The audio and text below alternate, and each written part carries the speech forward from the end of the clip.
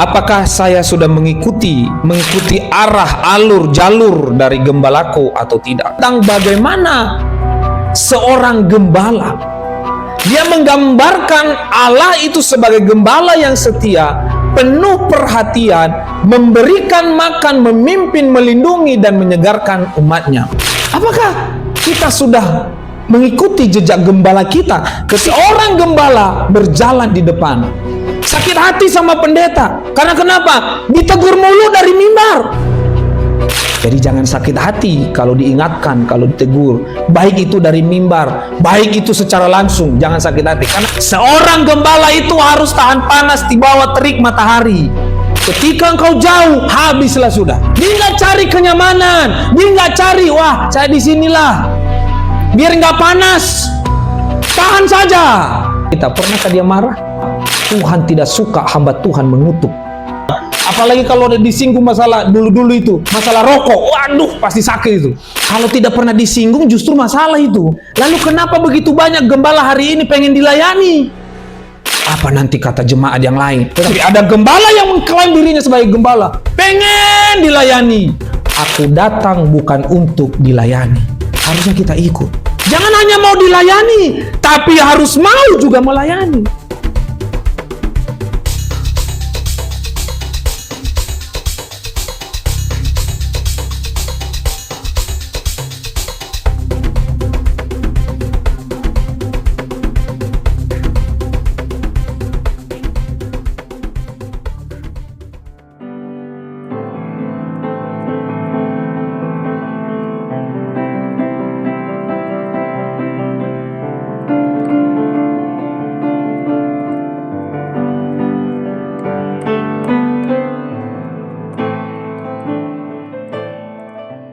Puji Tuhan, haleluya. Puji Tuhan, haleluya. Kita patut mengucap syukur kepada Tuhan pada pagi hari ini. Tuhan masih memberi kesempatan kepada kita untuk datang berkumpul bersama untuk memuji dan juga memuliakan nama Tuhan. Sebelum kita memulai ibadah kita, saya menghibur kepada Bapak Ibu dan juga teman-teman sekalian untuk men-silence setiap device yang kita miliki agar peribadatan dapat berjalan dengan baik. Jika sudah, kita akan siapkan hati kita siapkan pikiran kita untuk datang menyembah Tuhan. Mari kita angkat sebuah pujian yang terkasih memuliakan seluruh hidup.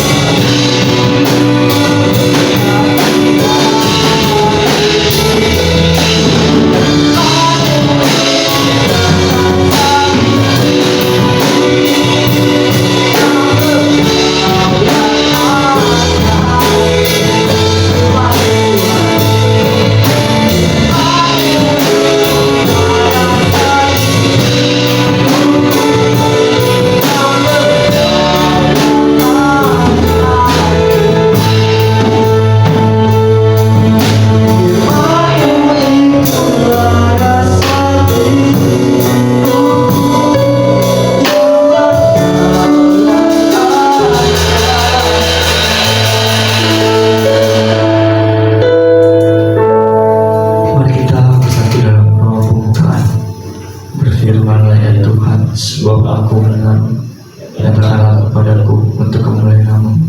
Penuhilah jiwaku dengan kasih karunia. Haleluya. Amin. Puji Tuhan. Haleluya. Puji Tuhan. Haleluya. Kita patut bersyukur kepada Tuhan. Tuhan senantiasa dan tak bosan-bosan memperhatikan setiap kehidupan kita. Tuhan selalu menyelamatkan hidup kita, selalu membebaskan kita dari dosa. Kita mau mengangkat menjadi Yesus. Katakan Yesusku penyelamatku.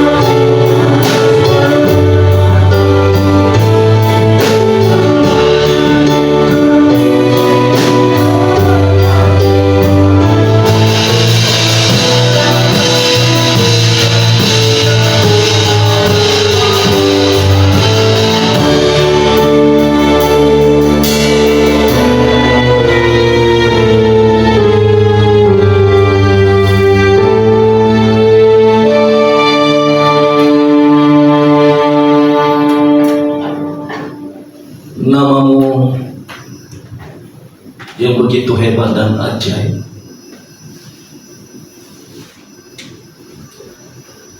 Karena Engkau adalah penguasa dari segala kehidupan. Nama Yesus yang ditinggikan, dimuliakan. Kami hadir di hadirat-Mu saat ini.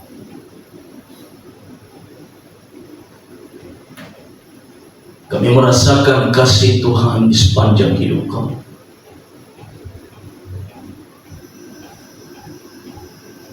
Karena kemurahan Tuhanlah kami boleh berkumpul dalam ruangan ini. Kami sangat berterima kasih kepada Tuhan, sebab tanpa Tuhan kami tak mampu, tak bisa apa-apa. Karena itu Bapa, atas semua kemurahan Tuhan, kami patut bersyukur di hadapan Tuhan saat ini. Dalam seminggu yang kami lewati, Tuhan tidak pernah membiarkan kami sendiri. Kami merasakan kasih Allah tercurah dalam hidup kami, memampukan kami melewati hari-hari dalam hidup kami, baik kehidupan yang rumit atau kehidupan yang mungkin senang. Tuhan tidak pernah biarkan kami sendiri. Terima kasih Bapa. Kami yang ada saat ini, kami menyerahkan seluruh rangkaian ibadah kami yang dari awal hingga berakhirnya. Biarkanlah Tuhan ditinggikan, dimuliakan.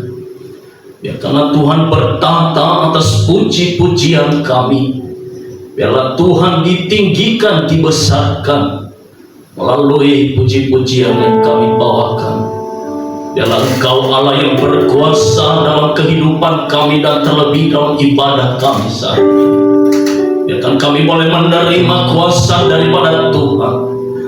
Kami yang ada yang beribadah, biarkanlah kami boleh dilawat oleh Tuhan, oleh kuasa daripada Tuhan. Kami tahu kami lemah, ketika kami ada dalam di hadapan Tuhan, kami dikuatkan, dipulihkan kembali. Setiap umat-Mu yang mungkin keadaan sakit, lelah, atau ada masalah kehidupan, kami percaya dengan kuasa Allah dalam nama Yesus Kristus dipulihkan, bahkan kami diberi kelegaan. Ya Bapa, berkuasalah bagi ibadah kami saat ini.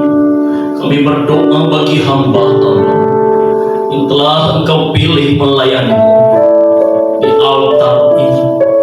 Kami berdoa, berkuasalah atas hidup mereka. Rapi seluruh hamba-hamba-Mu. Lepaskan, jauhkan mereka dari kelelahan. Beri mereka hikmat dan roh yang daripada Tuhan. Biarlah mereka melakukan kehendak Tuhan, melayani-Mu ya Tuhan.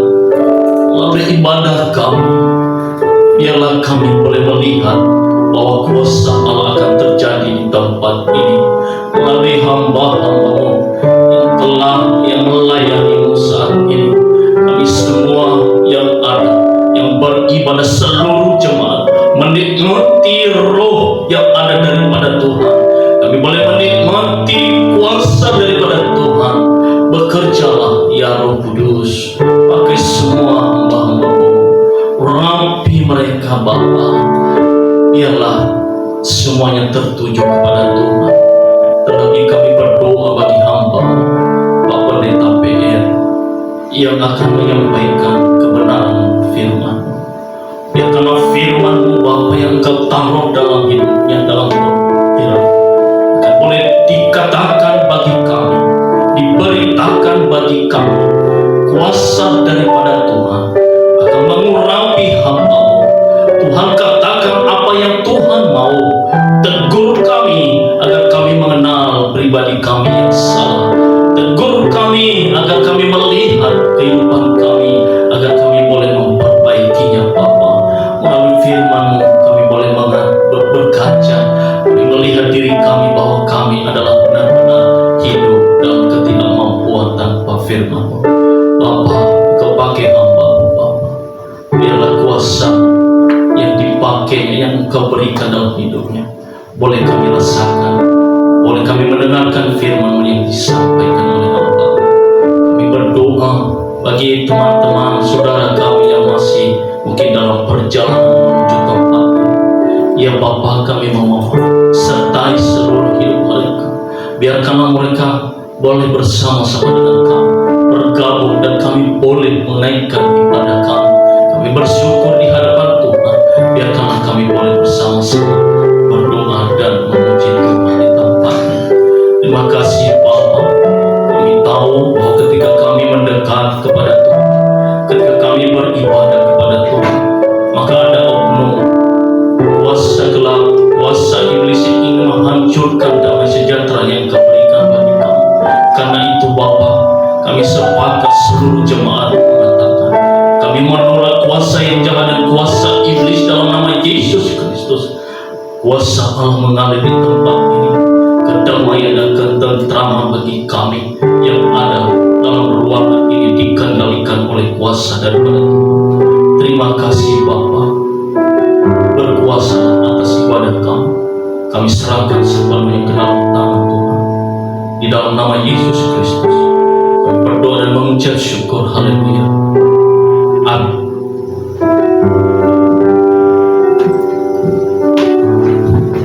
Puji Tuhan. Ada sukacita Bapak Ibu sekalian. Memang semangat sekali lagi. Ada sukacita Bapak Ibu sekalian. Haleluya. Karena ini minggu performance, untuk performance sekolah minggu, nanti kita akan mendengarkan performance yang akan dibawakan oleh yang sekolah minggu. Oke, namun sebelum itu kita akan memuji Tuhan, kita akan memuliakan nama Tuhan, lebih semangat lagi dengan mengatakan Tuhan Kau Gembala kami.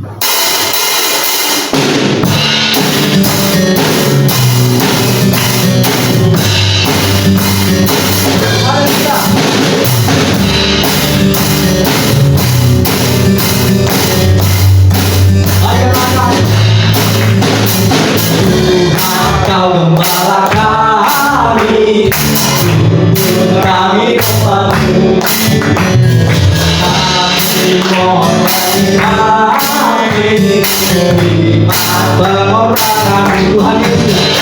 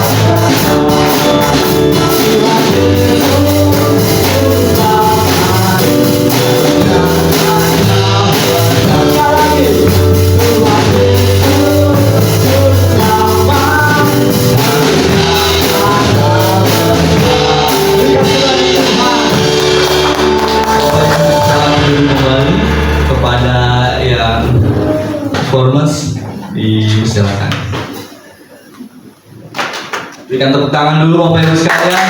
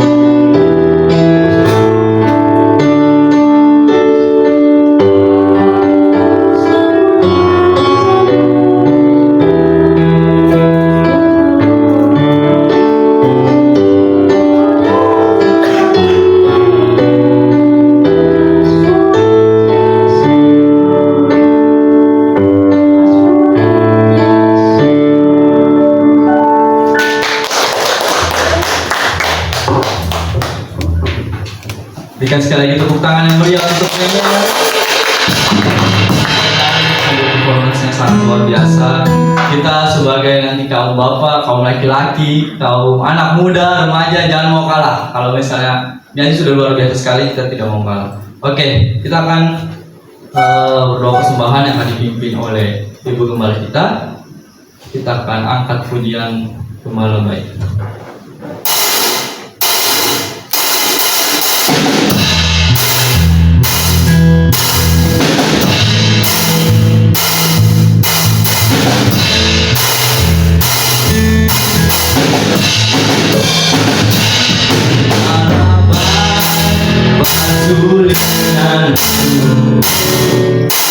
Meminta pada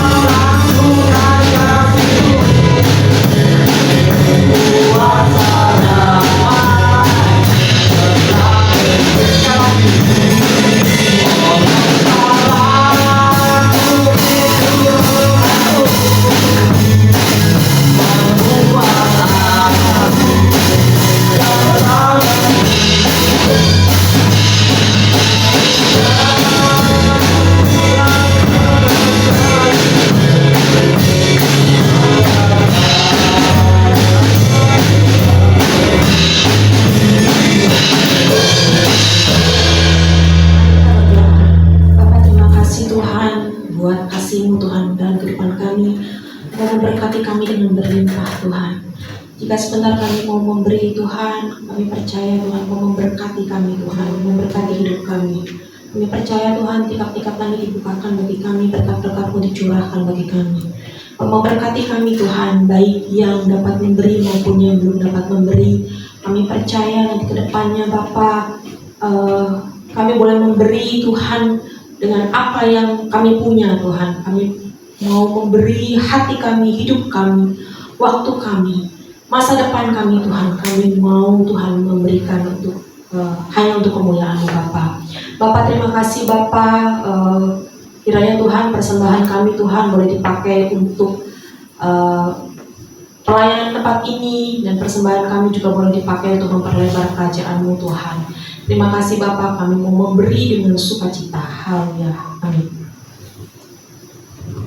Puji Tuhan. Kita akan mengumumkan korban persembahan kita yang bertugas dalam mempersiapkan. Kita angkat satu pujian, kecaplah dan lihatlah.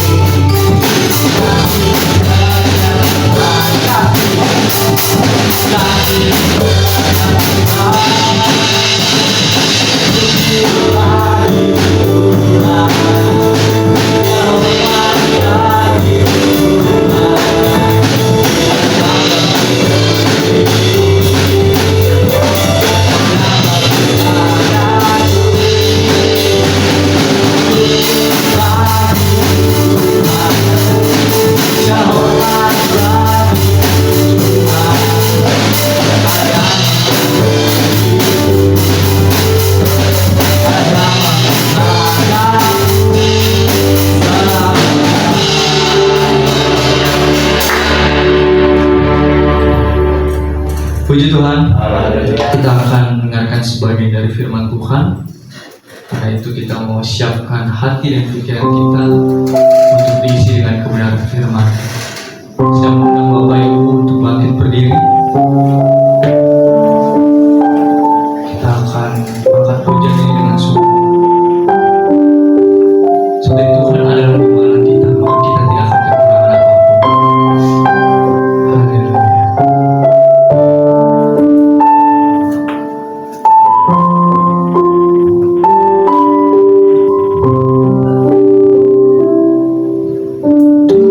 Tuhan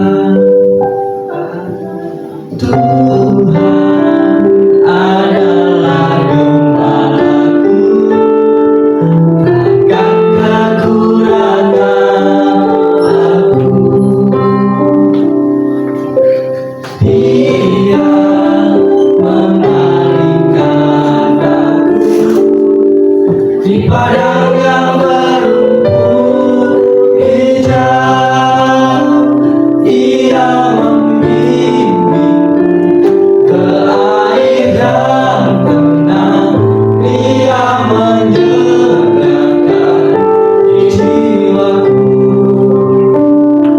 Dia menuntunku ke jalan yang benar, oleh karena namanya. Sekalipun aku berjalan dalam lembah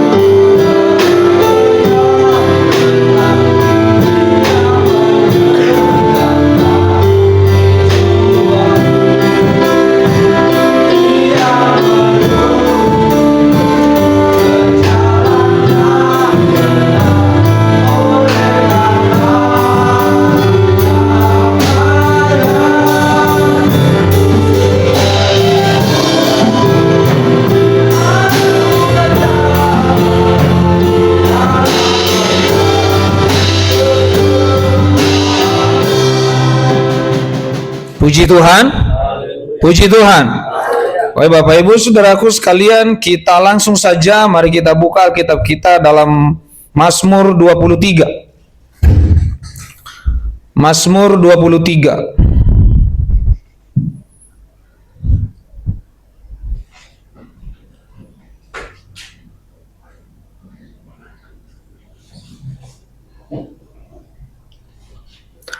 Mazmur 23 dari ayat 1 sampai selesai. Mari kita baca secara bergantian, secara responsoria. Saya ayat yang ganjil, Bapak Ibu Saudara yang genap. Dalam hitungan ketiga, Tuhan gembalaku yang baik. Mazmur Daud, Tuhan adalah gembalaku, takkan kekurangan aku. Ia membaringkan aku di padang yang rumput hijau. Ia membimbing aku ke air yang tenang. Ia menyegarkan jiwaku, Ia menuntun aku di jalan yang benar oleh karena namanya. Sekalipun aku berjalan dalam lembah kegelapan, aku tidak takut bahaya, sebab Engkau bersamaku. Gadamu dan tongkatmu, itulah yang melindungi aku. Engkau menyediakan hidangan bagiku di hadapan lawanku. Engkau mengurapi kepalaku dengan minyak, pialaku penuh melimpah. Kebajikan dan kemurahan belaka akan mengikuti aku seumur hidupku, dan aku akan diam dalam rumah Tuhan sepanjang. Puji Tuhan. Haleluya. Ya, Bapak Ibu Saudaraku sekalian, hari ini kita akan berbicara satu pertanyaan yang perlu kita renungkan adalah siapa gembalamu? Ya, siapa gembalamu? Ya, mari kita mencoba merenungkan dan mempertanyakan ini di dalam diri kita, siapa sebenarnya gembala saya? Apakah saya sudah mengikuti arah, alur, jalur dari gembalaku atau tidak? Maka pertanyaan yang paling penting adalah siapa gembalaku? Dan saya pertanyakan hari ini bahwa siapa gembalamu?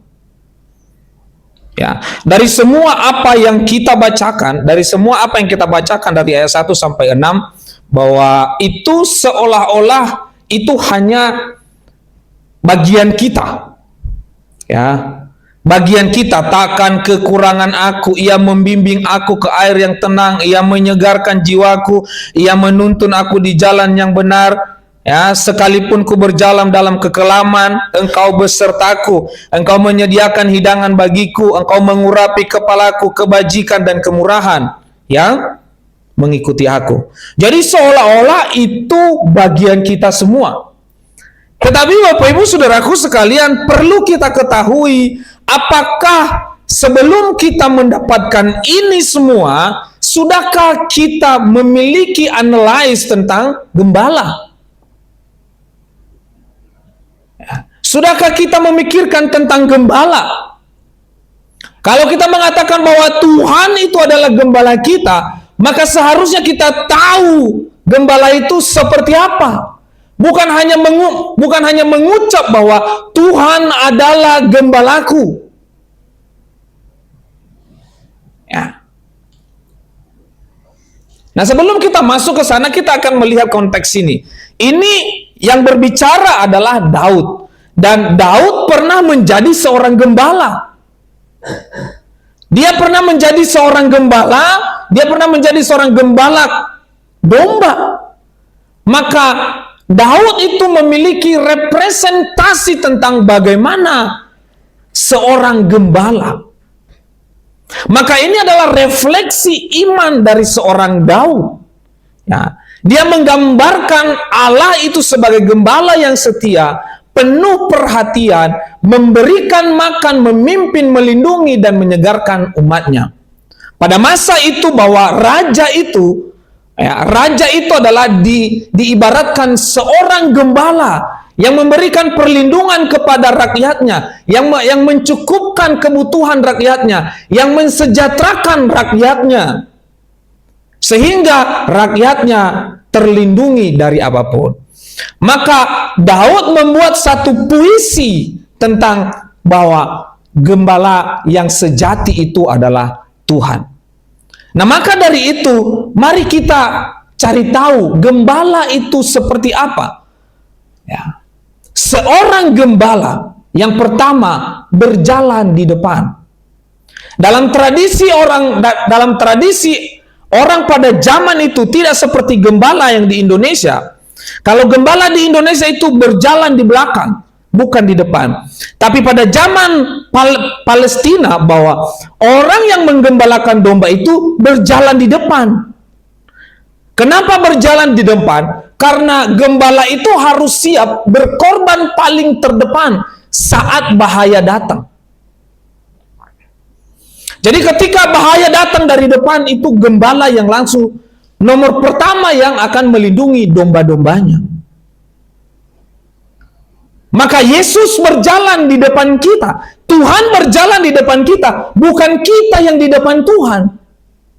Tuhanlah yang di depan, kitalah yang di belakang. Kitalah yang beserta Tuhan, bukan Tuhan yang beserta kita. Maka gembala-gembala hari ini khususnya, yang kalau kita lihat di GPI khususnya, kalau sudah tidak ditaruh di depan, sakit hati. Datang ke gereja harus di depan duduknya, dipersilakan. Ayo Pak di depan. Kalau nggak dipersilakan di depan, langsung bersungut itu di belakang. Tega sekali jemaat suruh saya duduk di belakang. Pertanyaannya adalah, kalau engkau duduk di depan, menikmati sofa yang empuk itu, apakah engkau nanti mampu berkorban untuk jemaat? Kau mampu berkorban untuk domba-dombamu kalau engkau duduk di depan. Seolah-olah bahwa duduk di depan itu adalah tahta yang paling tertinggi. Maka di GPI itu Bapak Ibu nggak ada istilah gembala, tapi pimpinan jemaat. Pimpinan sidang kalau sudah jadi sidang. Karena mereka tahu mereka tidak mampu jadi gembala. Ya. Tapi diada-adainlah sekarang gembala. Karena Apa? Mereka mengatakan di dalam gembala itu ya sudah jadi pemimpin. Sudah jadi pimpinan di situ. Belum tentu. Ya. Seorang gembala berjalan di depan, dombanya di belakang. Kenapa? Karena gembala lah tonggak utama ketika tantangan datang dari depan. Ketika predator datang dari depan, maka gembala lah yang paling pertama menghadapi itu. Tetapi hari-hari ini saya lihat, bahkan dimanapun saya pergi, dimanapun gereja saya bergereja, pendeta paling depan. Kalau tidak disuruh di depan, tidak dipersilakan di depan, sakit hati, marah, ngambek. Saya tidak tahu apa khususnya kalau duduk di depan.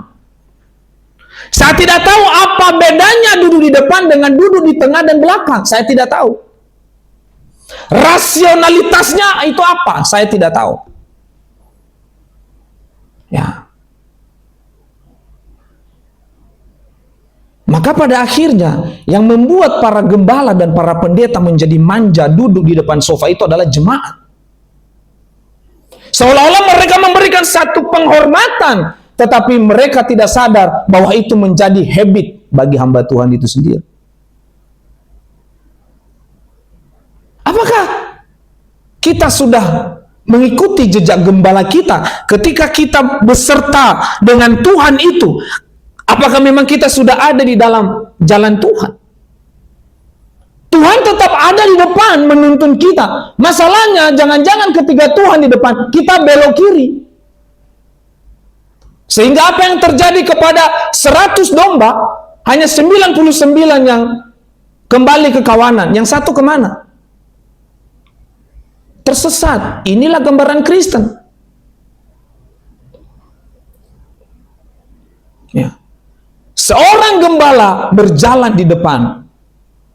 Apakah ini dasar gereja kita, gereja Pentakosta Indonesia, semua pendeta dan hamba Tuhan itu duduk di depan? Saya tidak tahu.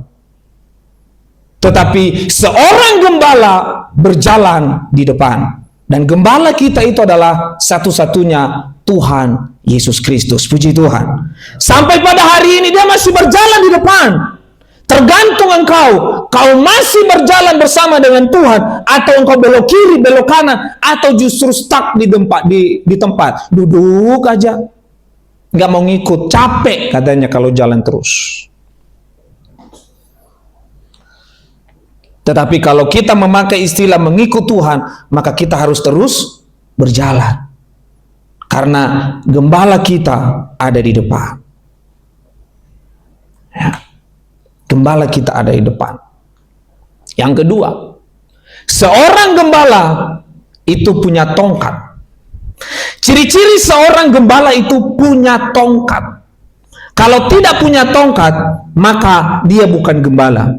Dan kalau Bapak baca beberapa literatur itu, gembala domba itu tahu kalau gembala itu punya tongkat. Kalau dia tidak punya tongkat, domba itu tidak akan mau ikut gembalanya. Ya. Jadi gembala itu harus punya tongkat. Kenapa? Karena domba tahu bahwa ketika gembalanya itu punya tongkat, artinya dia punya perlindungan, dia aman, dia nyaman, dia terlindungi karena dia punya tongkat. Ya. Dia punya tongkat. Makanya kalau kita lihat para Kapolres, Kapolsek, Kapolda, hanya mereka lah yang punya tongkat. Tapi di bawahnya itu maupun dia inspektur, maupun dia ajun polisi, nggak ada mereka punya tongkat. Tetapi yang punya tongkat itu adalah hanya pemimpinnya. Maka seorang gembala harus punya kemampuan untuk memimpin. Maka tongkat itu, gadamu dan tongkatmu, apa yang dikatakan di ayat yang keempat itu adalah gadamu dan tongkatmu, itulah yang menghibur aku. Kenapa menghibur aku? Karena tongkatnya itu adalah merupakan identitas dirinya sebagai orang yang memberikan keamanan, perlindungan bagi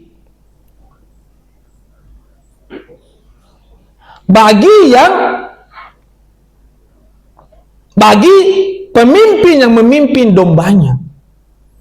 Maka tongkat itu adalah merupakan otoritas seorang gembala. Dia punya otoritas, dia punya identitas kepemimpinan. Tongkat itu bukan hanya lambang, tetapi tongkat itu juga adalah alat pukul bagi dombanya. Bagi kalau misalnya lambat jalannya, dipukul. Ya.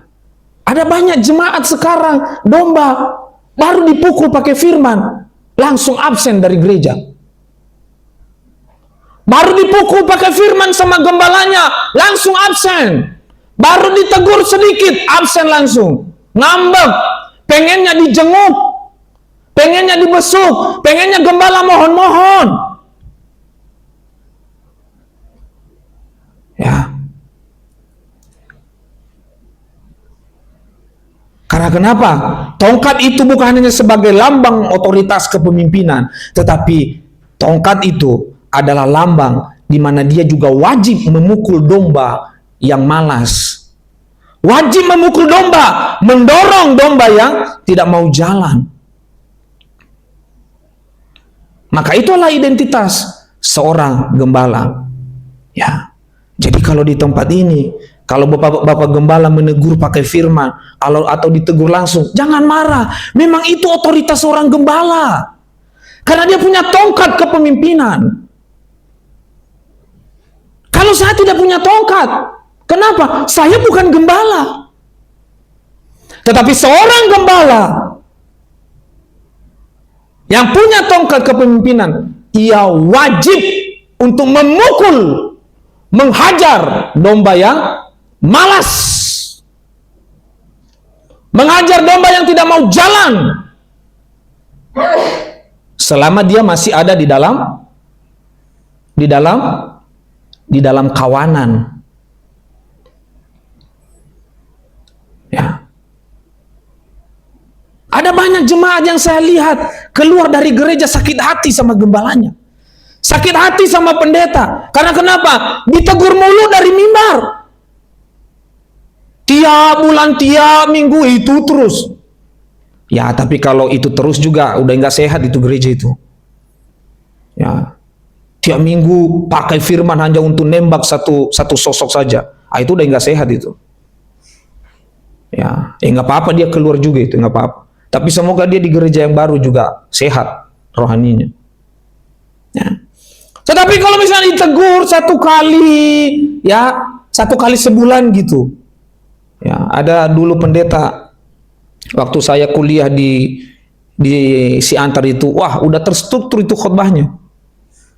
Ya, minggu pertama pasti khotbahnya perpuluhan karena udah gajian. Nah, diingatkan tuh pakai firman perpuluhan. Minggu kedua bertahan hidup karena gaji udah mau habis. Ya, minggu ketiga anugerah Tuhan, menantikan anugerah Tuhan biar nggak mati itu jemaat. Ya, minggu keempat mulai berdoa tentang apa? Khotbahnya tentang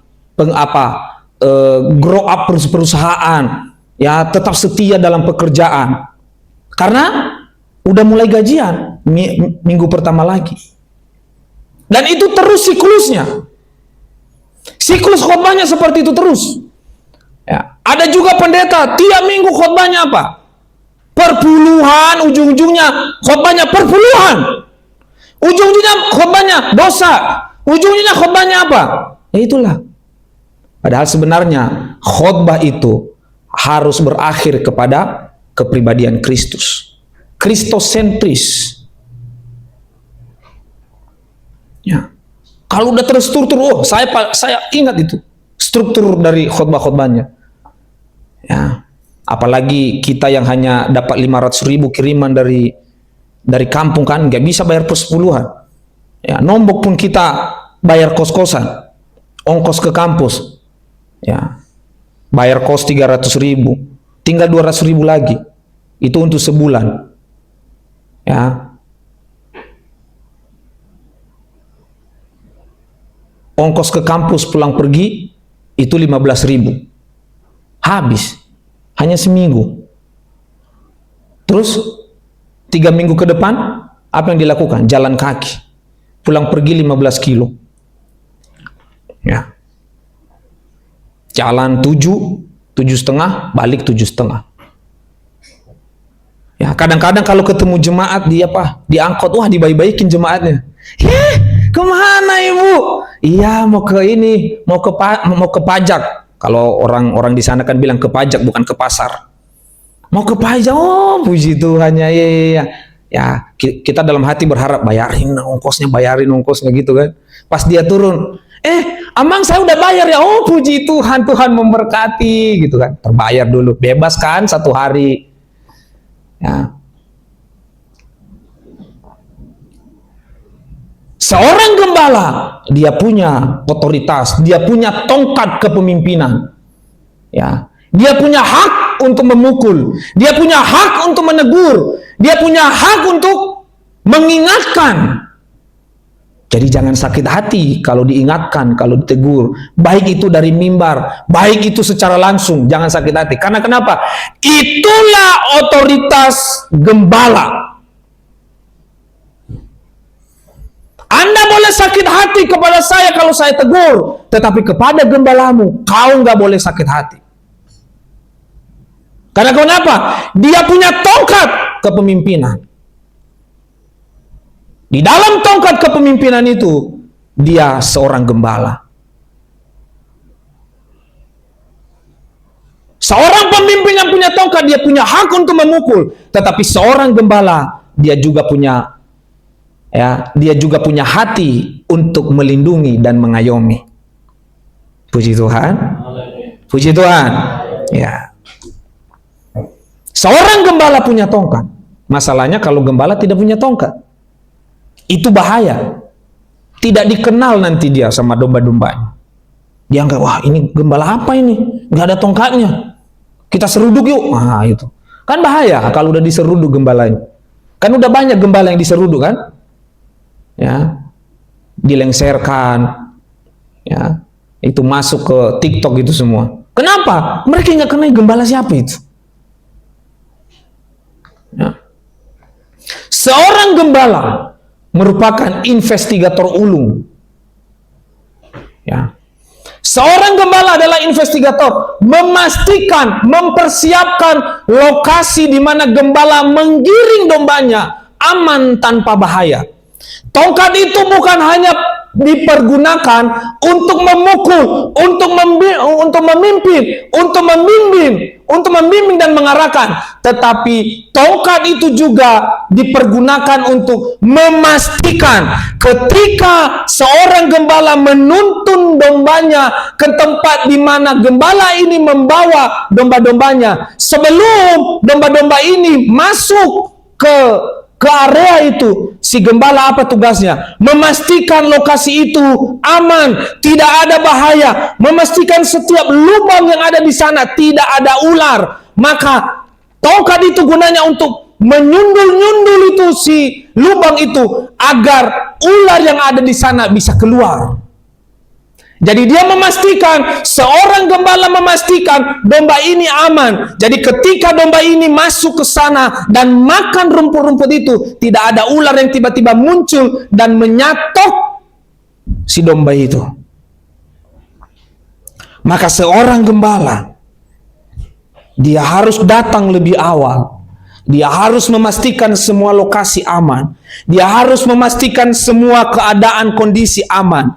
Tidak ada bahaya. Sehingga ketika dia membawa dombanya, itu tidak dimakan oleh binatang buas. Dia tidak dipatok oleh ular. Dia memastikan semua keliling tidak ada serigala yang akan merongrong dari domba itu. Maka seorang gembala, dia memastikan kenyamanan di mana domba-dombanya ketika makan, ketika menikmati rumput yang hijau, ketika meminum minuman yang jernih itu, dombanya aman dan mereka tersegarkan dari semua yang sudah mereka nikmati. Ya. Maka seorang gembala harus memastikan itu. Dan itu sudah dilakukan gembala kita di minggu yang lalu, sampai dia menyaksikan di mimbar ini. Dia mempersiapkan semua area, dia membersihkan. Kenapa? Karena gembala kita adalah investigator yang mampu memastikan semua keadaan. Kabel-kabel dipastikan sudah aman, keyboard dipastikan sudah aman, sound system dipastikan sudah aman, sampah-sampah tidak ada, bahkan dibuang ke tempat sampah. Dibersihkan semuanya. Karena kenapa? Sebentar lagi domba-dombanya dia akan membawa ke dalam ruang Maha Kudus untuk memastikan makanan yang dinikmatin, minuman yang dinikmatin itu menjadi makanan dan minuman yang segar, yang tidak membuat domba itu menjadi lapar dan tidak membuat domba itu menjadi haus, tetapi firman yang disampaikan, makanan yang disampaikan itu menjadi makanan yang segar dan bukan makanan basi. Maka seorang gembala sebelum dia berdiri di belakang mimbar ini, dia memastikan seluruh area itu aman. Dia memastikan semuanya tidak tersandung ketika melihat semuanya itu. Makanya saya tidak mau jadi gembala, karena saya bukan investigator ulung. Ya. Ketika dulu Pak Gembala mengatakan kepada saya, nanti siapa yang jadi gembala? Saya langsung dengan lantang, abang saja. Kenapa? Saya tidak mau jadi gembala, saya pengajar. Ya. Dan Pak Gembala kita mengambil tanggung jawab itu sebagai seorang gembala. Ya. Dan lihat apa yang dia lakukan. Ya. Di mata kita sendiri pernah melihat itu. Di depan mata kita pernah melihat. Bahkan mungkin teman-teman melihat. Ya. Kadang-kadang dia tidak menegur, kita meninggalkan piring kita di tempat kotor, dia cuci. Padahal itu piring kita. Kenapa? Karena dia tahu, anak-anakku sudah makan, jadi kubersihkan. Kubersihkanlah ini. Ya. Dia memastikan bahwa dosa-dosamu sudah selesai. Ya. Maka seorang gembala merupakan investigator. Ya. Investigator ulung. Memastikan AC masih bagus. Ketika suatu hari ketika Pak Gembala mengatakan, kok AC-nya panas ya? Kok ini ya? Kenapa? Karena dia tahu AC yang panas tidak akan membuat domba-dombanya nyaman menikmati makanan yang segar. Puji Tuhan. Bersyukur punya gembala seperti demikian. Punya hati seorang hamba. Kalian tahu hamba kan? Apa arti hamba? Pak Guru? Hamba. Doulos. Doulos itu apa? Tempat sampah, tempat kotoran, tempat di mana orang membersihkan kakinya, keset. Tetapi meskipun Pak Gembala minggu lalu mengeluh, saya ini udah capek, nggak bisa jongkok, udahlah saya menyiapkan firman aja. Tetapi di dalam mungkin di mulutnya berbicara seperti itu, tetapi hatinya dia mengatakan, kalian domba-domba yang aku sayang dan kucintai. Puji Tuhan. Puji Tuhan. Kayaknya nggak yakin nih kalian nih Pak Gembala ini seperti itu, tapi Pak Gembala ini sudah membuktikan Bapak Ibu. Bahkan saya tidak punya kemampuan untuk menjadi seperti dia. Sejujurnya seperti itu. Saya tidak punya kemampuan. Ketika saya pulang ke Nias, ya, hampir saja untung saya mendengarkan bocoran-bocoran. Saya mau, karena saya berangkat, saya pulang bulan 2 itu, dan bulan 3 pengurus pusat datang, dan saya mau direncanakan, mau ditabiskan jadi gembala. Bulan 2 saya pulang. Kenapa? Saya menolak. Saya tidak mau jadi gembala. Karena kenapa? Ini. Saya nggak bisa seperti ini. Karena seorang pengajar, dia blak, udah selesai. Pengajar kan begitu. Mana ada nyaman-nyamannya hati orang kalau orang mengajar? Nggak ada. Tapi kalau gembala, tutur kata, kalimat yang diucapkan, meskipun itu memukul, tetapi itu nyaman di hati domba-dombanya. Amin. Puji Tuhan. Meskipun mungkin Bapak Ibu mengatakan, waduh, suara Pak Gembala ini keras-keras. Enggak. Ya memang notasinya seperti itu. Ya. Kalau suara saya keras-keras, itu karena saya pengajar, ya. Itu ya. Seorang gembala harus memastikan dia adalah seorang investigator. Ya, mengobservasi tempat. Ya. Saya yakin sebelum ruangan ini, kita datang ke ruangan ini, meskipun misalnya Dasman atau Joy sudah membersihkan, saya yakin Pak Gembala mengecek ulang. Saya yakin banget itu. Karena dia harus memastikan, bahkan dia mengatakan minggu lalu, kalau kami udah pulang, ya, kalau kami udah pulang, udah kosong, ya, meskipun dia udah tidur dan bangun dan memastikan bahwa ruangan itu sudah selesai dipakai. Kenapa? Itulah gembala. Itulah gembala. Maka Bapak Ibu, kalau kita tidak memiliki insting sebagai domba, ini bahayanya. Gembala kita sudah melakukan semaksimal yang dia bisa. Kita domba mencong sana sini. Apa yang gak sakit kepala itu gembalanya? Maka kita sebagai domba, ketika dia berjalan di depan, memberikan jalur yang benar, tidak membuat kita tersesat, maka mari kita terus ikut, jalan terus, beserta dengan gembala. Karena perlu kita ketahui bahwa gembala kita di gereja, dimanapun Bapak Ibu nanti berada, mungkin suatu hari Bapak Ibu sakit hati di tempat ini dan pindah di gereja manapun, maka gembalamu itu adalah representasi dari Tuhan itu sendiri. Maka ikut gembalamu, berjalan di belakang, jangan kita berjalan di depan. Malah kita suruh gembalanya di belakang. Itu salah. Biarkan gembala di depan, kita yang di belakang ikut menyertai. Ya, seorang gembala adalah seorang investigator. Seorang gembala berjaga-jaga. Seorang gembala itu tidak pernah tidur. Berjaga-jaga. Karena gembala terus terjaga mengawasi dombanya dari bahaya atau tersesat dari kawanan. Dia itu terus berjaga. Dia itu terus harus melihat, memperhatikan. Dia matanya hanya di dombanya. Dia fokus. Kenapa? Yang pertama, yang harus dia pastikan adalah tidak ada predator yang menerkam domba-domba itu. Biasanya musuhnya domba ini apa? Dan singa. Karena itu terjadi di Daud. Ya. Dia harus memastikan terus berjaga. Makanya kalau gembala kita, kenapa tidak hadir di ibadah?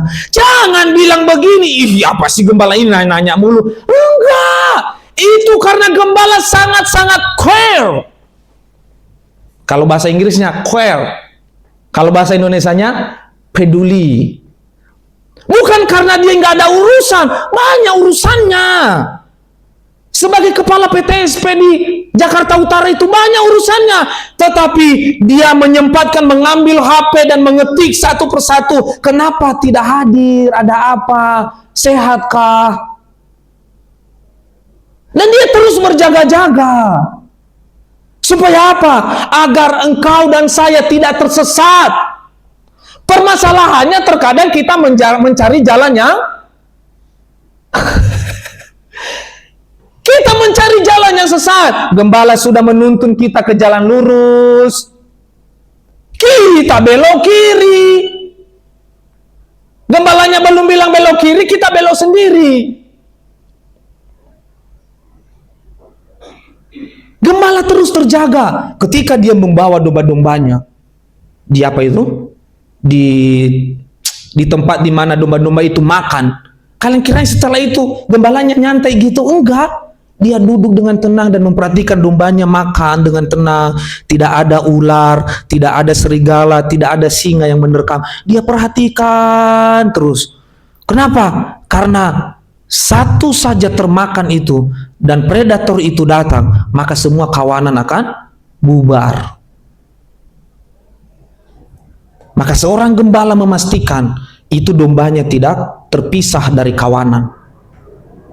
Maka satu-satunya yang memastikan itu adalah gembala.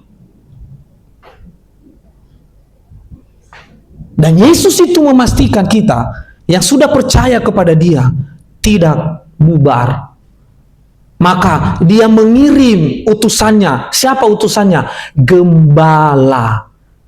Maka gembala yang agung itu, gembala yang sejati itu dipercayakan kepada gembala kita di dunia ini untuk menggembalakan domba-dombanya. Agar apa? Agar tidak bubar. Supaya kenapa? Agar domba-domba tetap ada di dalam kawanan. Coba kalau tidak ada gembala di tempat ini, apa yang terjadi? Ya. Suka-suka kita kan? Suka-suka kita. Ya, aku yang memimpin, aku yang memimpin. Enggak pantas kau memimpin. Tetapi ketika ada gembala yang punya otoritas tertinggi, yang dipercayakan oleh Tuhan kita, yang sebagai gembala agung, dan diturunkan kepada gembala kita yang ada di tempat ini, maka otoritas itu dipegang, dan dia wajib menentukan mana yang buruk, mana yang baik, mana yang iya, mana yang tidak, dan boleh untuk dilakukan. Supaya kenapa? Agar kita tidak tersesat. Maka gembala terus berjaga. Matanya yang tajam sebagai investigator ulung itu, dia terus melihat. Tidak pernah tidur. Tidak pernah beristirahat dengan tenang. Karena kenapa? Para gembala itu adalah simatupang. Siang malam tunggu panggilan. Ya. Saya yakin gembala kita di tempat ini pasti simatupang. Ya, koreksi saya kalau salah. Ya, di saat ada orang yang tersesat di BTC, di ITC apa BTC kok? Sinail.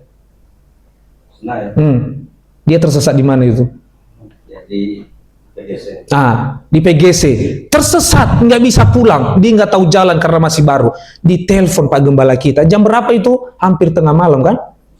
Jam 1 coba. Ditelepon. Langsung berangkat bos. Jemput Sinail. Itu artinya apa? Simatupang. Siang malam tunggu panggilan. Ketika suatu hari ada jemaat kita yang sudah tidak di sini menelpon, langsung didatengin. Malam-malam. Karena apa? Ada kesulitan. Ketika ditelepon minta tolong tidak punya beras, langsung dikirim berasnya waktu masih kerjasama dengan Ama Jos. Kalian tanya ke saya, bisa Bapak seperti itu? Makanya jidat ini. Ya, gak bisa. Tetapi keputusan ekstrim diambil oleh gembala kita untuk itu. Ya. Dia berani mengambil status sebagai Harefas Simatupang. Harefas yang malam tunggu panggilan. Coba, Sinail siapa? Saudara kagak, nggak ada hubungan saudara juga, ya nggak sih? Nggak ada, hanya kenal di Facebook. Ya kalau misalnya Pak Gembala mau overthinking misalnya, siapa ya? Jangan-jangan juga saya nyampe di sana malah ditodong gitu. Karena ada yang seperti itu sekarang, pura-pura susah gitu kan. Tapi no overthinking loh, langsung cus. Ya, berdua ya Bu Gem ya? Sendiri. Sendiri. Coba. Wah, kalau saya sih bawa temannya, pasti saya panggil, Joy, temenin saya dulu ke PGC udah jam 1. Lah bisa, PGC itu tempat ini loh, Cililitan loh itu. Tempat preman. Apalagi bawa mobil, lu ditodong habis kau. Ya, pasti kau minimal lah, yang paling dekat Pak Maharapan. Yang minimal kalau lihat wajah Pak Maharapan, wah, ini adiknya Hercules ini. Tapi ini enggak. Dia datang nyamperin Sinail di PGC, dibawa lagi ke sini. Ya, puji Tuhan sekarang anak itu di Papua ya. Ya tugas di Papua. Ya. Selalu berjaga-jaga, handphonenya tetap di samping telinga. Untuk apa? Mana tahu ada jemaat, ada domba-domba Tuhan yang tersesat, ada domba-domba Tuhan yang membutuhkan, maka HP itu pasti tetap berbunyi. Saya yakin HP-nya tidak di silent. Ya. Tetap berjaga-jaga. Tuhan kita Yesus Kristus tetap berjaga-jaga, melihat kita, memperhatikan kita. Jangan-jangan ini orang tersesat. Maka ketika hanya 99 domba yang kembali, dia bertanya, loh yang satu kemana? Apakah Tuhan kita mengatakan, udahlah satu doang, toh masih ada 99, kan gitu? Enggak. Dia cari, ternyata udah tersesat di semak-semak. Dicari Bapak Ibu. Maka ciri seorang gembala, dia harus berjaga-jaga. Ya. Maka ciri seorang domba, ya, jangan cari gara-gara. Ya. Ciri seorang gembala itu berjaga-jaga, maka ciri seorang domba jangan cari gara-gara. Karena sekali engkau cari gara-gara, hanya dua kemungkinan. Engkau pulang dengan aman atau engkau pulang tanpa badan. Hanya nama yang kembali. Karena kenapa? Ada domba, ada singa yang siap untuk menerkam. Ya. Berjaga-jaga. Ya. Yang berikut, seorang gembala berani. Ya. Seorang gembala itu berani. Coba kalau gembalanya nggak berani, dong. Bagaimana dulu Daud kalau dia takut menghadapi singa? Habis itu dombanya. Habis.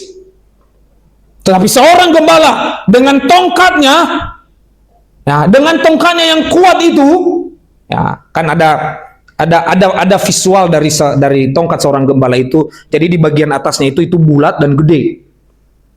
Nah, jadi sampai ke bawah itu runcing. Kenapa runcing di bawah? Nah itu tadi, ketika dia melakukan investigator di lokasi, maka ketika ada ular itu langsung dipancung kepalanya, ditusuk kepala ular itu, sehingga mati dan dibuang.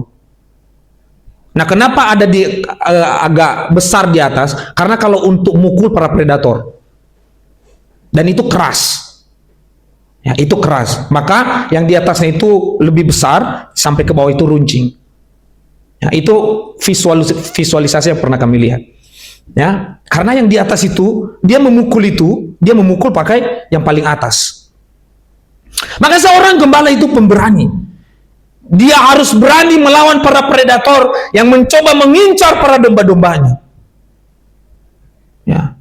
Dia orang yang pertama kali maju ketika domba-dombanya mau diincar oleh para predator.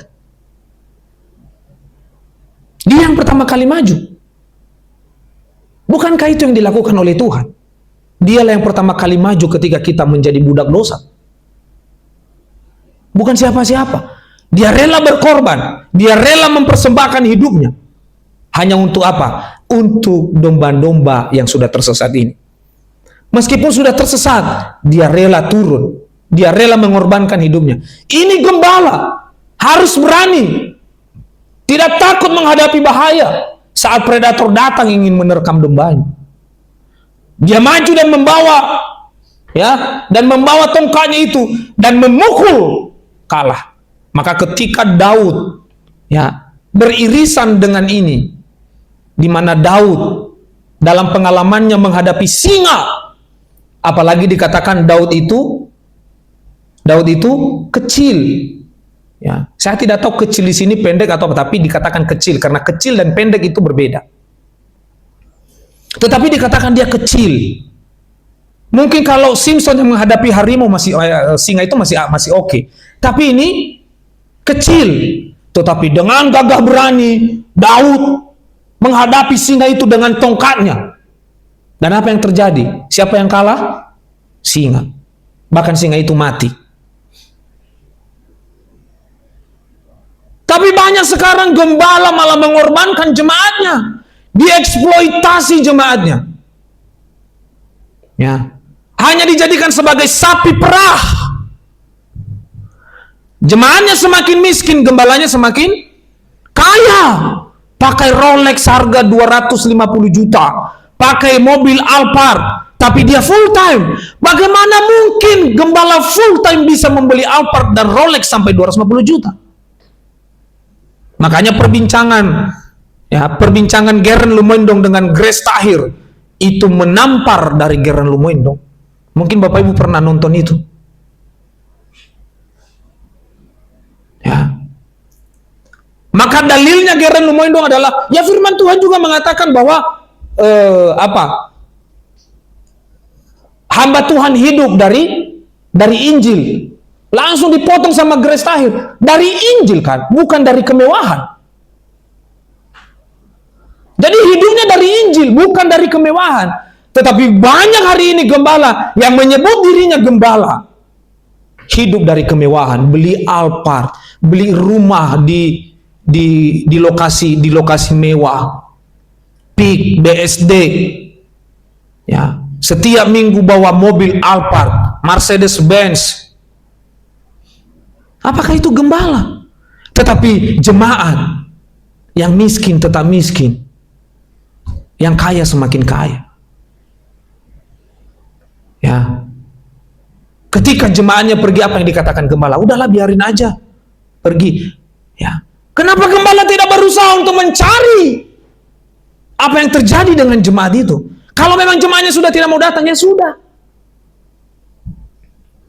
Ya. Apakah gembala kita sudah melakukan itu? Sudah. Di chat, di telepon, dicari tahu. Apa yang terjadi? Direspon kagak, datang enggak. Ya. Maka banyak gembala yang mengatakan dirinya gembala, tetapi domba-dombanya kelaparan. Sedangkan gembala yang kita pelajari hari ini, ya, bukan gembala yang membuat dirinya kenyang, tetapi apa yang dia lakukan? Dia bawa domba-dombanya kemana? Ke tempat, ke lokasi di mana domba-domba itu bisa makan dengan kenyang. Ya, bisa makan dengan kenyang, bisa minum dengan segar di air yang bersih. Ya, saya pernah berkhotbah di hari Rabu itu tentang domba. Domba itu tidak tahu mana air bersih, mana air kotor. Maka seorang gembala, dia menuntun dombanya menuju ke air yang bersih. Agar apa? Agar domba itu sehat dan tidak sakit. Lalu bagaimana dengan klaim-klaim gembala hari ini? Yang mengatakan dirinya, oh saya gembala. Tetapi tidak seperti gembala yang dipikirkan oleh Tuhan kita. Hanya menjadi gembala yang memeras jemaat, hanya menggunting bulunya. Dombanya tidak gemuk, tetapi pendetanya yang gemuk. Ya. Sebelum jadi pendeta besar, makan di warteg pun aman saja. Tetapi setelah jadi pendeta besar, mengatakan dirinya gembala, makannya di restoran mewah. Kenapa? PT-nya sudah banyak. Ngapain di warteg? Ya, Bapak Ibu saudaraku sekalian, mari kita mencoba melihat ini. Kita harus berani. Ya, kita harus berani. Ya. Jangan takut. Seorang gembala jangan takut. Ya, mungkin pendeta takut, tetapi gembala tidak boleh takut. Karena gembala itu adalah si matupang. Siang malam tunggu panggilan. Ya, harus berani menghadapi apapun. Ketika predator datang, makanya pengajaran kita di tempat ini, firman Tuhan yang kita sampaikan, mungkin itu begitu keras, sakit hati, bikin kita tersinggung. Tetapi ingat satu hal, itu supaya engkau tidak dimakan oleh para predator. Itu supaya engkau tidak tersesat. Maka firman Tuhan, meskipun itu membuat kita sakit hati, jangan tersinggung, jangan keluar, jangan pergi. Tetapi ketika engkau tersinggung, berarti itu awal mula engkau berubah. Puji Tuhan. Seorang gembala tahan panas. Ya, tahan panas. Seorang gembala itu harus tahan panas di bawah terik matahari. Ketika dia membawa domba-dombanya untuk makan, itu bukan hanya 1 jam, 2 jam. Tetapi dia memastikan semua domba-dombanya itu kenyang dan dia menunggu. Dia tidak bersembunyi di balik pohon, enggak. Dia enggak bersembunyi di balik pohon demi menjaga keamanan domba, rela menanggung panasnya terik matahari. Enggak. Dia ngasih makan di sini, dia ada di sana. Ketika engkau jauh, habislah sudah. Dia enggak cari kenyamanan, dia enggak cari, wah, saya di sinilah biar enggak panas. Tetapi seorang gembala harus rela ada di bawah panasnya terik matahari. Mungkin mulut jemaat panas. Ya. Kan ada mulut jemaat yang panas kan? Ada. Tahan saja. Ya, biarkan mulutnya panas. Tetapi ingat satu hal Bapak Ibu, ketika mulut kita panas, tapi kalau gembala sudah berdoa, ya, tinggal tunggu tanggal murkanya, kan gitu. Ya. Mungkin mulut kita panas, mungkin gembala melihat, mendengar,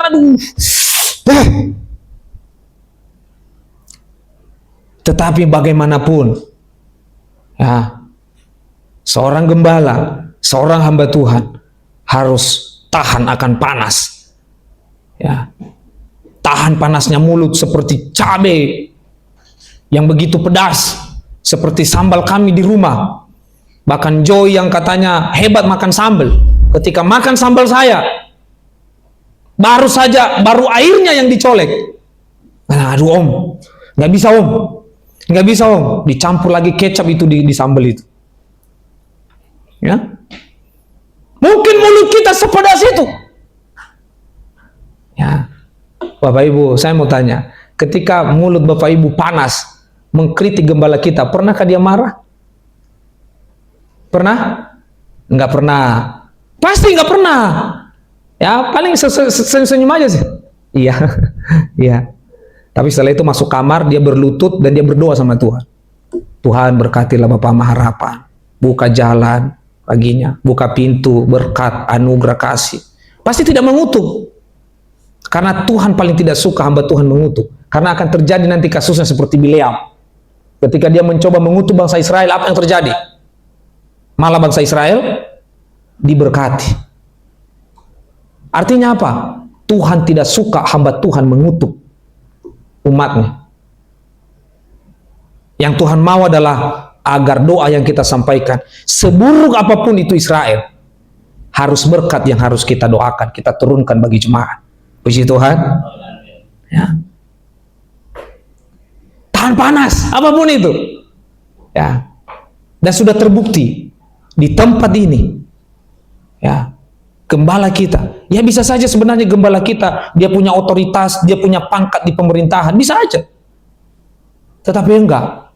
Ya, selalu prinsipnya pemerintahan, penggembalaan. Ya. Seorang gembala selalu dekat dengan dombanya. Ya.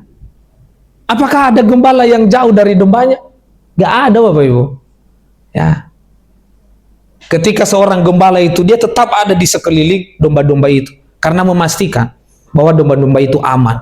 Memastikan domba-domba itu makan dengan nyaman. Memastikan domba-domba itu minum air dengan aman, dengan tenang, dengan nyaman. Tanpa harus ada buaya yang akan memakan domba-domba itu.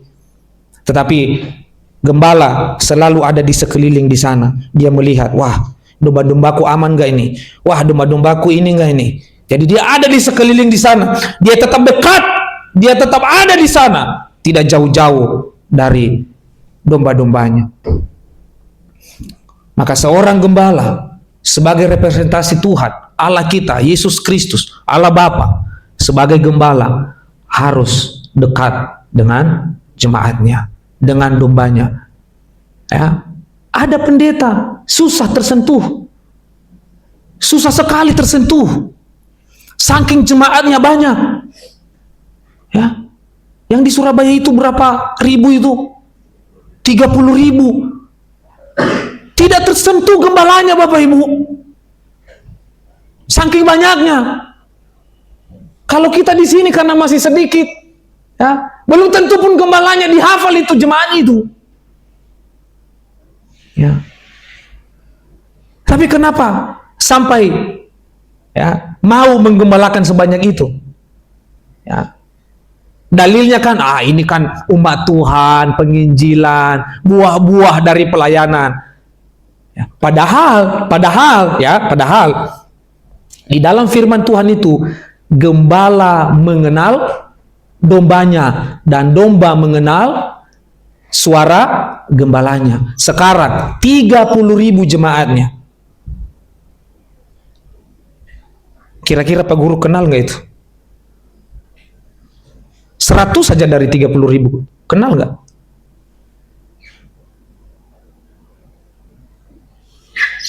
Tapi kenapa? Itu tadi.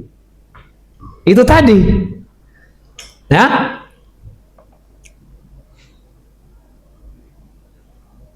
Ada salah satu pendeta sudah meninggal di Malang itu, dia salah satu pencipta lagu dan kita nyanyikan hingga sampai hari ini. Ya, dia membatasi jemaat itu 100 orang saja. Membatasi jemaatnya. Ya, dia itu foundernya Sekolah Alkitab Batu Malang. Ya. Nama belakang itu Rumah Latu. Ya, pendeta Ado, dia pencipta lagu. Ya, dalam kesaksiannya, salah satu kesaksiannya, paling maksimal dia terima jemaat itu 100. Kalau lebih, dia akan melakukan ibadah-ibadah berikut. Kenapa? Karena dia mau pengen kenal jemaatnya. Karena dia mengatakan, percuma banyak, tapi saya tidak kenal. Bagaimana saya seorang gembala mengenal jemaat? Ada jemaat yang saya gembalakan, tapi jemaat itu tidak saya kenal. Justru yang mengenal adalah majelis. Justru yang mengenal adalah pelayan-pelayan di bawahnya. Gembalanya sendiri nggak kenal. Maka ketika beribadah di gerejanya itu paling banyak 100. Tapi bertumbuh, sangat bertumbuh. Ya, sampai mereka bisa buka sekolah Alkitab Batu Malang. Yang awalnya itu hanya sekolah Alkitab, sekarang udah jadi STT. Tapi mereka tetap memakai sekolah Alkitab Batu Malang. Ya. Karena kenapa? Dia berprinsip, saya harus kenal domba-dombaku. Tapi hari ini, ribuan jemaatnya, tapi gembalanya pun tidak tahu, tidak kenal. Ya. Saya tuh heran kalau hanya sedikit begini ya kita ya. Kalau saya atau misalnya Pak Guru atau Pak Gembala, siapa ya, yang mana ya? Ini bahaya ini. Ini bahaya ini. Tapi kalau udah sedikit pasti kenal kita ini. Enak menggembalakannya. Ya. Enak menggembalakannya. Tapi bukan berarti, yuk segini aja lah kita. Enggak juga lah. Ya, yuk kita usaha, kita ajak orang untuk digembalakan. Ya. Mungkin datang kan pas firman langsung sakit hati, besok nggak datang lagi. Nggak apa-apa, memang tempatnya bukan di sini.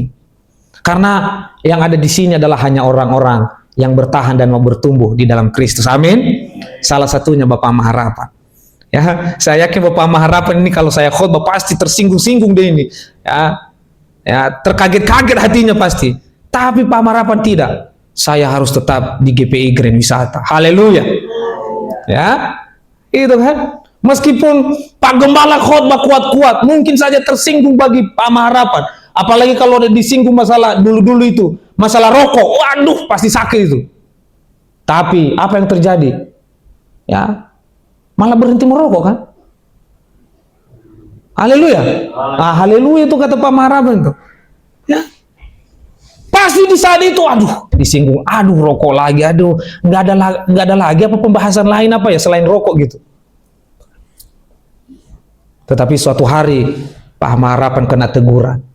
Dan apa yang terjadi? Berhenti. Ya, akhirnya berhenti. Ya memang harus ditegur dulu sebenarnya, baru berhenti. Nah, berbahayanya kalau ditegur terus, nggak berubah-berubah. Nggak tahu teguran apa lagi yang harus didapatkan gitu.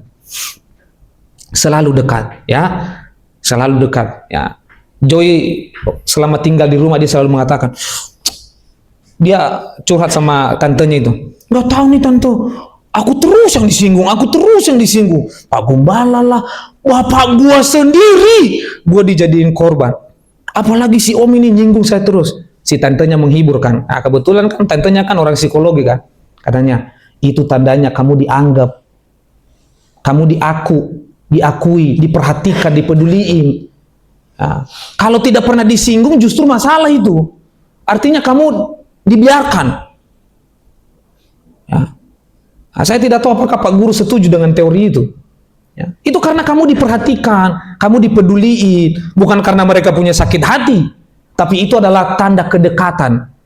Ya, kalau bahasa Inggrisnya ada chemistry. Ada chemistry antara jemaat dan hamba-hamba Tuhannya. Kalau tidak pernah disinggung, coba kalau jemaatnya 30.000, yang disinggung siapa? Ya paling majelisnya kan, anak-anaknya, paling istrinya, itu yang disinggung. Nggak mungkin dia singgung yang ada di balkon sono tuh, nggak mungkin, nggak kenal. Itu salah satu gereja setiap tahun bikin Natal di GBK sampai ribuan yang datang, tapi nggak kenal. Apa yang dicari? Coba. Pertanyaan pentingnya, apa yang dicari?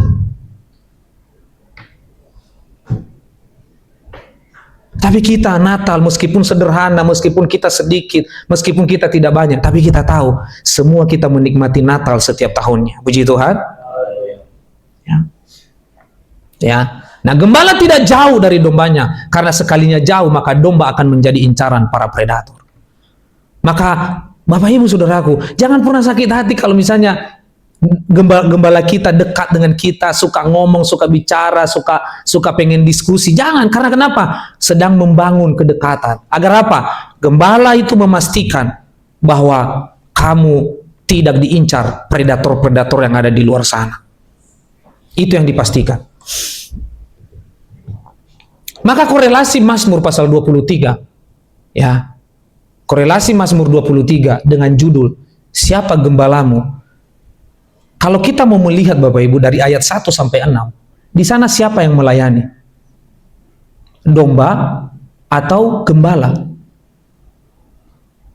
Ya. Yang melayani di situ adalah gembala. Coba bayangin Bapak Ibu. Tuhanlah yang lebih dulu melayani kita. Tuhanlah yang lebih dulu melayani kita. Maka beririsan dengan Matius pasal 20 ayat 26 sampai 28. Coba Joy baca Joy. Ya, Matius pasal 20 ayat 26 sampai 28. Ya. Jadi Tuhanlah yang lebih dulu melayani kita. Matius 20 ayat 26 sampai 28. Tidaklah demikian di antara kamu, barang siapa yang menjadi besar di antara kamu, hendaklah ia menjadi pelayan. Dan barang siapa yang menjadi terkemuka di antara kamu, hendaklah ia menjadi hamba. Sama seperti anak manusia datang bukan untuk dilayani, dan untuk melayani dan untuk memberikan nyawanya menjadi tebusan bagi orang. Puji Tuhan. Bukan untuk dilayani tetapi untuk melayani. Irisannya tuh seperti itu. Ya, di sini pun Tuhan adalah gembalaku, dialah yang lebih dulu melayani. Dialah yang lebih dulu melayani. Lalu kenapa begitu banyak gembala hari ini pengen dilayani?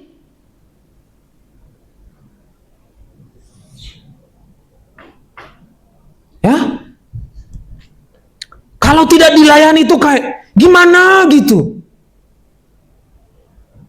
Padahal Tuhan sendiri, kalau Allah itu Tuhan yang kita baca di dalam Mazmur pasal 23 yang beririsan dengan Matius pasal 20 ayat 26 sampai 28, siapa yang ingin besar di antara kamu, hendaklah dia menjadi yang terkecil. Hendaklah dia menjadi hamba.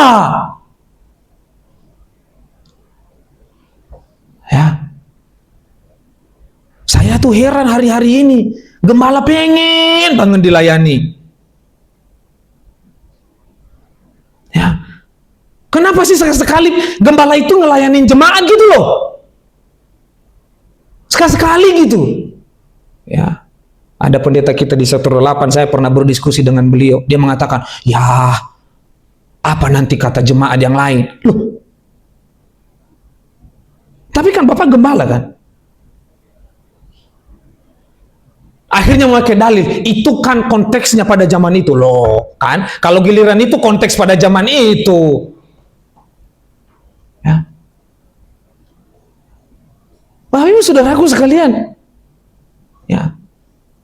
Saya berani mengatakan ini bukan karena gembala kita seperti itu, enggak. Tetapi saya melihat gembala-gembala yang lain yang mengklaim dirinya gembala. Kalau gembala kita sudah terbukti melayani jemaatnya, pernah. Saya pernah melihat dengan mata kepala saya sendiri. Dia melayani umatnya dan jemaatnya.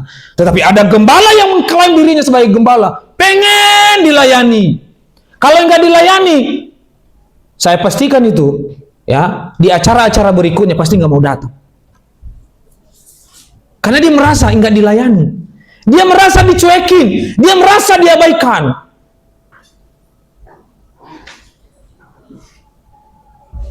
Lalu kalau begitu, apa manfaat dari ayat ini? Ya enggak? Apa manfaat dari ayat ini? Kalau kita hanya itu konteksnya pada zaman itu. Loh, kalau representasinya adalah Tuhan, Yesus Kristus, ya, harusnya ini menjadi teladan kita dong.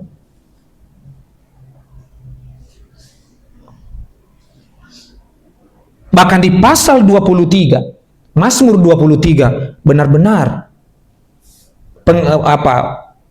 refleksi iman seorang Daud menyatakan bahwa Tuhan itu, Allah itu telah melayani umatnya lebih dulu.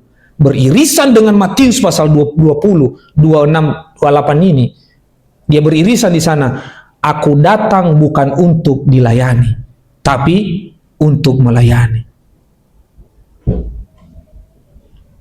Bapak Ibu saudaraku sekalian, kalau kita hamba-hamba Tuhan, representasinya adalah Tuhan kita, harusnya kita ikut, kita melayani jemaat kita. Makanya kalau selalu ada acara di tempat ini, saya selalu menghilang. Kenapa? Ya, mungkin gembala kita melayani para pembesar-pembesar di sini, tetapi saya di bawah melayani yang lain. Karena kenapa? Itulah satu chemistry yang harus kami jalani. Jangan gembalanya duduk di sini, saya duduk di sana. Saya mau pengen dilayani juga. Ya enggak. Ya. Kalau gembalanya melayani yang lain di sini, saya juga melayani yang paling belakang. Ya. Jangan hanya mau dilayani, tapi harus mau juga melayani. Karena pelayanan kita itu bukan hanya di belakang mimbar. Ya, tetapi pelayanan kita adalah praktek hidup kita sehari-hari. Puji Tuhan. Bapak Ibu saudaraku sekalian, maka akhir dari pembicaraan kita adalah seorang gembala kebutuhannya adalah bukan untuk dilayani, tetapi memastikan para domba mendapatkan pelayanan yang aman dari gembalanya. Ya. Sekali lagi, seorang gembala kebutuhannya adalah bukan untuk dilayani, tetapi memastikan, ingat ya, memastikan para domba mendapatkan pelayanan yang aman dari gembalanya. Bapak Ibu saudaraku sekalian, pertanyaannya, siapa gembalamu? Siapa gembalamu? Tuhan gembala kita? Maka kalau Tuhan itu adalah gembala kita, harusnya kita bukan jalan di depan, tapi Tuhan di belakang. Ya. Tetapi kitalah yang di belakang, Tuhanlah yang di depan. Maka kita harus ikut. Kita harus terus ikut. Memastikan bahwa Tuhan yang kita iringi, yang kita beserta, itu adalah Tuhan. Ya. Maka ketika lagu terakhir tadi, Tuhan adalah gembalaku, ini adalah pengakuan, bahkan sekaligus refleksi iman kita Kalau ini menjadi refleksi iman dari Daud, maka ini juga menjadi refleksi iman bagi kita. Tuhan adalah gembalaku, takkan kekurangan aku.